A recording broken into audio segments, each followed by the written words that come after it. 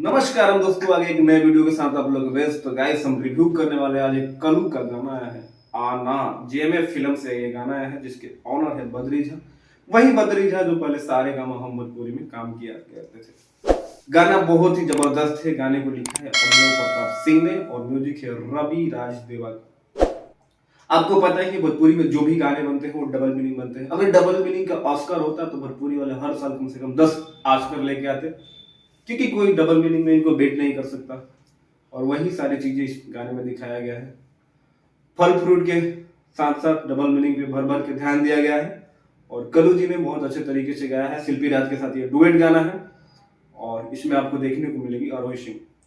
कलू ऐसे गाने हमेशा लाते रहते हैं बीच बीच में। और गाने का जो एक पार्ट है, आपको एक गाना आया था पवन सिंह का, हरी हरी ओढ़नी तहरे के पहला, सॉरी, एक गाना आया था पवन सिंह का, तोहरे के पहले दतने इनोवेशन जो पांचे के नाचे ये करके था, उसमें एक लाइन है, उसी से एक मिलता जुलता इसमें लाइन है। आप थोड़ा ध्यान से सुनोगे, जो लास्ट वाला लाइन है उसी से मिलता हुआ है।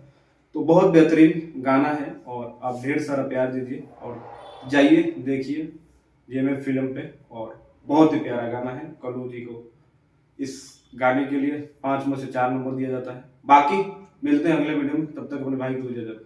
नमस्कार।